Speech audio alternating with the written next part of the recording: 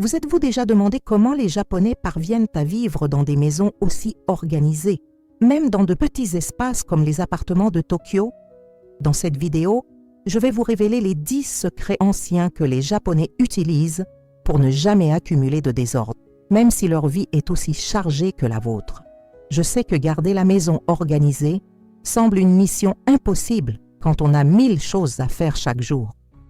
Nous pensons toujours que nous n'avons pas assez de temps ou d'espace, mais ce n'est qu'une illusion. Les Japonais ont découvert des méthodes qui transforment l'organisation en quelque chose de naturel et même d'agréable, sans avoir à passer des heures et des heures à ranger la maison. Et le meilleur de tout, ce sont des techniques simples que chacun peut appliquer, quelle que soit la taille de sa maison. Si vous ne connaissez pas ces méthodes, vous continuerez à perdre du temps à chercher des choses, à vous sentir stressé en rentrant chez vous et à acheter des organiseurs qui ne feront qu'accumuler encore plus de désordre. Cela reste jusqu'à la fin, car il y a une technique au milieu de la vidéo qui a complètement changé ma relation avec les objets de ma maison et je suis sûre qu'elle changera la vôtre aussi. Astuce 1. Le principe wabi-sabi dans l'organisation domestique. Les Japonais ont une philosophie ancienne appelée wabi-sabi, basée sur l'acceptation de l'imperfection, du caractère éphémère et de l'incomplétude. Mais vous vous demandez peut-être, qu'est-ce que cela a à voir avec l'organisation? Absolument tout. Lorsque nous appliquons le wabi-sabi dans nos maisons, nous commençons à comprendre que nous n'avons pas besoin d'un environnement parfait ou plein de choses pour être heureux. La beauté réside dans la simplicité, le minimalisme et l'appréciation de ce qui compte vraiment. Les Japonais ne remplissent pas leur maison d'objets tentant d'atteindre un idéal de perfection inaccessible. Ils préfèrent avoir quelques objets, mais chacun avec un but spécifique ou une signification particulière. Cela réduit naturellement l'accumulation de choses inutiles. Pensez à la dernière fois que vous avez acheté quelque chose que vous trouviez beau, mais qui n'avait aucune réelle fonction dans votre vie. Combien de ces choses avez-vous à la maison maintenant? Probablement beaucoup. Le wabi-sabi nous apprend à briser ce cycle de consommation et d'accumulation impulsive. Pour commencer à appliquer ce principe, regardez chaque objet dans une pièce spécifique de votre maison et demandez-vous, est-ce que cela m'apporte de la joie ou remplit-il une fonction importante? Si la réponse est non à ces deux questions, il est peut-être temps de supprimer cet élément. Vous n'êtes pas obligé de tout faire en même temps. Commencez par un tiroir ou une étagère. Au fil du temps, vous remarquerez que votre maison devient non seulement plus organisée, mais aussi plus paisible et accueillante. Votre espace commence à respirer, et vous aussi. Astuce 2. La technique du un entrée, un sortie. L'une des raisons pour lesquelles les Japonais parviennent à garder leur maison organisée est la pratique rigoureuse consistant à équilibrer les nouveaux objets. Ils suivent une règle simple mais extrêmement efficace. Pour chaque nouvel objet qui entre dans la maison, un ancien doit en sortir. Cela crée un flux constant et empêche l'accumulation progressive dont la plupart d'entre nous souffrent sans même nous en rendre compte. Pensez-y. Combien de fois avez-vous acheté une nouvelle tenue sans vous débarrasser des anciennes? Ou avez-vous acheté un nouvel appareil tout en gardant l'ancien au cas où? C'est exactement ainsi que nos maisons commencent à se sentir surpeuplées. Les Japonais comprennent que l'espace à la maison est une ressource limitée et précieuse, surtout dans les grandes villes où les appartements sont petits. Par conséquent, ils traitent cet espace avec respect et conscience. Lorsqu'un Japonais achète un nouveau livre, il donne ou vend généralement un ancien qui a déjà été lu et qui ne sera pas revisité. Si vous achetez un nouveau vêtement, examinez votre garde-robe pour identifier quelque chose qui peut être donné. Cette pratique non seulement permet de contrôler le volume des biens, mais nous fait également réfléchir avant chaque nouvel achat. Cet objet vaut-il vraiment la place qu'il prendra dans ma maison? Vaut-il la peine de jeter quelque chose que j'ai déjà pour lui faire de la place? Pour commencer à mettre en œuvre cette technique, faites-en une règle avant chaque achat. Avant même de partir au centre commercial, identifiez quel article sera remplacé par le nouveau. Cela vous aidera à faire des choix plus conscients et à valoriser davantage ce que vous avez déjà. Au fil du temps, vous remarquerez que vos biens diminuent en quantité, mais augmentent en qualité et en sens. Astuce 3. La méthode des catégories complètes. L'une des techniques d'organisation japonaise les plus puissantes a été popularisée par Marie Kondo, mais elle est profondément enracinée dans la culture japonaise traditionnelle. Au lieu d'organiser par salle, comme le font la plupart d'entre nous, les Japonais préfèrent organiser par catégorie entière. Cela signifie prendre tous les objets d'une même catégorie, comme tous les livres ou tous les vêtements, les mettre au même endroit et ensuite seulement décider ce qu'il faut garder et ce qu'il faut jeter. Cette méthode est révolutionnaire car elle permet de voir la dimension réelle de ce que nous avons. Lorsque vous rassemblez tous vos vêtements au même endroit, par exemple, vous êtes souvent choqué de voir tout ce que vous avez accumulé au fil des années. On se retrouve souvent avec 10 t-shirts noirs presque identiques ou 3 paires de chaussures du même type. L'impact visuel de tout voir ensemble nous aide à prendre des décisions plus rationnelles et moins émotionnelles sur ce que nous devons réellement conserver. De plus, l'organisation par catégorie vous permet de créer des systèmes de stockage plus efficaces. Lorsque vous savez exactement combien de livres vous conserverez, vous pourrez mieux planifier l'espace dont vous aurez besoin. Les Japonais commencent souvent par des catégories moins émotionnelles, comme la papeterie ou les produits d'entretien, pour passer progressivement à des catégories plus difficiles, comme les objets sentimentaux. Pour mettre en œuvre cette méthode, choisissez une catégorie simple pour commencer, comme les produits de bain ou les ustensiles de cuisine. Rassemblez absolument tous les éléments de cette catégorie en un seul endroit, sans rien laisser derrière vous. Évaluez chaque élément individuellement et soyez honnête quant à son utilité et son importance.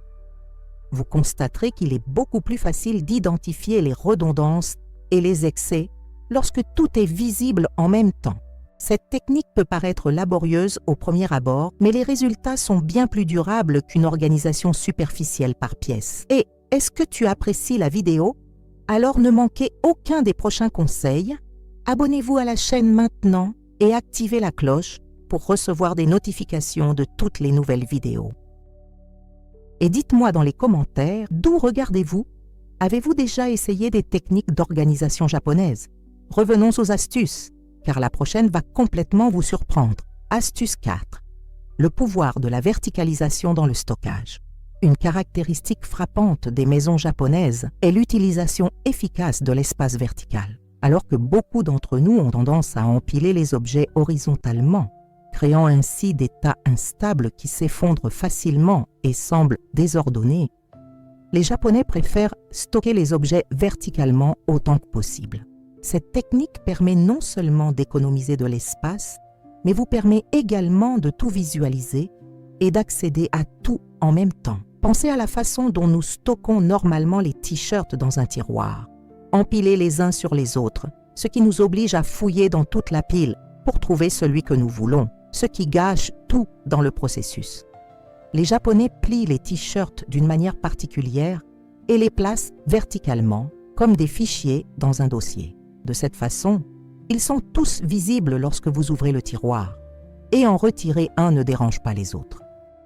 Le même principe s'applique aux documents, livres, articles de toilette et à peu près tout ce qui peut être rangé verticalement. Dans les cuisines japonaises, par exemple, les casseroles et les couvercles sont souvent rangés verticalement à l'aide de simples séparateurs. Cela élimine le désordre typique des casseroles empilées qui s'effondrent chaque fois que vous essayez d'atteindre celle du bas.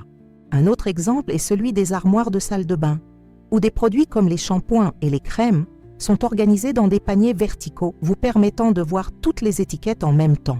Pour commencer à mettre en œuvre cette technique, choisissez un tiroir ou une armoire problématique dans votre maison. Essayez de réorganiser les articles verticalement en utilisant de simples séparateurs qui peuvent même être fabriqués à partir de boîtes à chaussures découpées. Vous serez surpris de l'espace supplémentaire dont vous disposerez et de combien il deviendra plus facile de rester organisé au quotidien. Une fois que vous commencez à penser verticalement, vous ne regardez plus jamais l'espace de la même manière. Astuce 5. Le rituel de réinitialisation quotidien. L'une des raisons pour lesquelles les maisons japonaises ne semblent jamais s'accumuler en désordre est que leurs résidents pratiquent ce que nous pourrions appeler une réinitialisation quotidienne. Au lieu de laisser l'organisation s'accumuler jusqu'à devenir un projet de week-end, ils intègrent de petits moments de rangement tout au long de la journée, garantissant ainsi que les espaces retrouvent leur état d'origine après utilisation. Cette habitude est enseignée dès l'enfance dans les écoles japonaises, où les élèves participent au nettoyage quotidien de l'environnement scolaire. Il n'est pas rare de voir une famille japonaise prendre environ 15 minutes à la fin de la journée pour réinitialiser complètement sa maison. Cela implique de remettre les objets à leurs endroits désignés, de nettoyer les surfaces, de plier les couvertures, de disposer les coussins et de s'assurer que rien ne bouge. Ce rituel n'est pas vu comme une tâche domestique ennuyeuse, mais comme une manière de respecter l'espace et de préparer le lendemain. Imaginez commencer chaque matin dans un environnement complètement organisé, sans le désordre de la veille. Cela rend non seulement la maison plus agréable visuellement, mais réduit également considérablement le stress et le sentiment que les tâches ménagères s'accumulent toujours. Le secret pour rendre ce rituel efficace est d'avoir une place désignée pour chaque objet. Les Japonais sont passés maîtres dans l'art de créer des systèmes organisationnels intuitifs où chaque chose a sa propre maison. Lorsque chaque élément a un endroit spécifique où retourner, le processus de réinitialisation devient beaucoup plus rapide et simple. Pour mettre en œuvre cette technique, commencez par fixer une heure fixe pour votre réinitialisation quotidienne. De nombreuses familles japonaises le font après le dîner ou 30 minutes avant de se coucher. Impliquez tous les membres de la famille en désignant des zones spécifiques pour chacun. Utilisez une minuterie pour que le processus reste court et ciblé. 15 minutes suffisent généralement pour une maison de taille moyenne si cela est effectué quotidiennement. Au fil du temps, vous remarquerez que la quantité d'encombrement diminue considérablement car les objets ont rarement la chance de s'accumuler. Astuce 6. La discipline du juste ce qu'il faut. Une philosophie fondamentale de la culture japonaise qui influence directement ses habitudes organisationnelles est le concept de Hodo que l'on peut traduire grossièrement par juste assez ou juste assez. Cet état d'esprit de modération est totalement opposé à la culture de l'excès et de l'accumulation qui prédomine dans de nombreuses sociétés occidentales. Les Japonais appliquent le Hodo à pratiquement tous les aspects de la vie matérielle, de la quantité de nourriture dans l'assiette au nombre d'objets décoratifs dans une pièce. Ils se demandent constamment « Quelle est la quantité idéale de cet article pour répondre à mes réels besoins ?» Au lieu d'acheter 4 jeux de serviettes parce qu'ils sont en promotion, un Japonais n'achèterait probablement que le nombre nécessaire pour sa famille, compte tenu de la fréquence de lavage et d'utilisation. Au lieu d'avoir 10 paires de chaussures décontractées, ils préfèrent en avoir 2 ou 3 de haute qualité qui répondent à des besoins différents. Cette approche du juste assez évite naturellement l'accumulation d'objets redondants ou rarement utilisés. Il s'agit d'une forme de consommation consciente qui privilégie la qualité à la quantité et l'utilité réelle au désir momentané. Les Japonais appliquent également ce principe à l'espace. Au lieu de vouloir constamment une maison plus grande pour accueillir plus de biens, ils adaptent leurs biens à l'espace disponible, vivant confortablement dans leurs limites. Pour commencer à mettre en œuvre cet état d'esprit, faites un exercice simple. Dans chaque catégorie d'articles que vous possédez, vêtements, chaussures, appareils électroniques, livres, définissez un nombre maximum qui répond réellement à vos besoins. Lorsque vous dépassez ce nombre, pratiquez la discipline consistant à supprimer quelque chose avant d'ajouter un nouvel élément. Pensez en termes d'utilisation réelle et non de possibilités futures. Utilisez-vous vraiment 10 tasses de café si vous vivez seul? Avez-vous besoin de 20 serviettes de bain pour une famille de 4 personnes? Cette discipline du juste assez est peut-être l'une des plus difficiles à adopter dans une société qui valorise l'accumulation, mais elle est aussi l'une des plus libératrices. Astuce 7. L'esthétique du MA. Valoriser l'espace vide. Un concept fondamental de la culture japonaise qui influence directement la façon dont ils organisent leur maison est le ma, l'appréciation de l'espace vide. Alors que de nombreuses cultures occidentales ont tendance à considérer les espaces vides comme quelque chose à remplir, les Japonais valorisent le vide comme un élément essentiel du design et de la vie quotidienne. Ce concept est profondément ancré dans l'esthétique japonaise, de l'architecture traditionnelle à la peinture ikebana et aux compositions florales, où l'espace entre les éléments est aussi important que les éléments eux-mêmes. Dans les maisons japonaises, vous remarquerez souvent des espaces intentionnellement vides, un mur sans tableau, une table avec juste un simple vase, un coin sans meubles.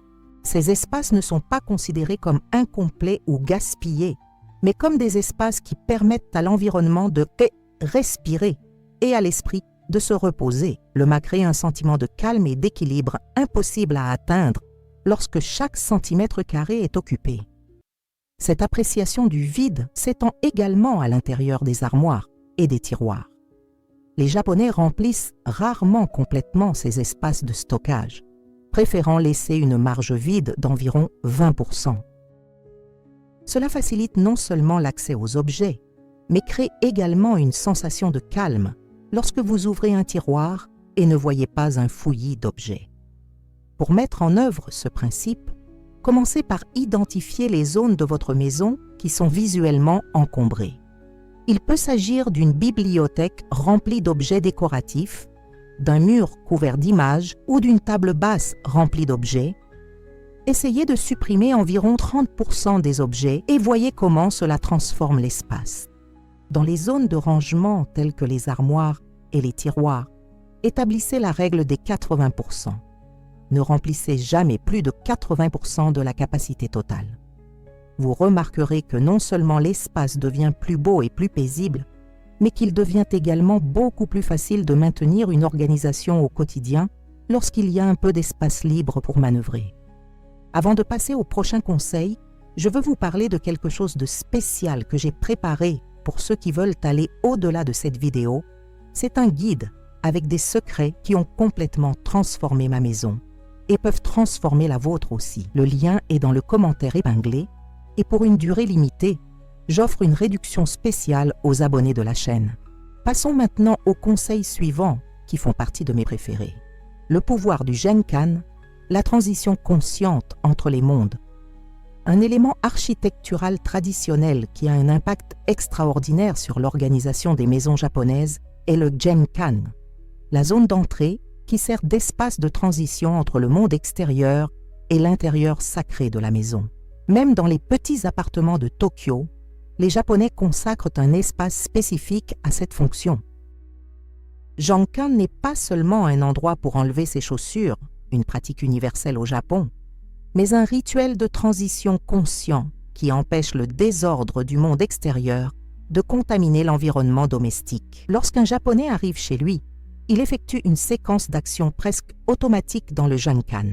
Il enlève ses chaussures et les place soigneusement face à la sortie, met son parapluie dans le porte-parapluie, accroche son manteau, vide ses poches de reçus et autres objets de la journée, et parfois même change de vêtements.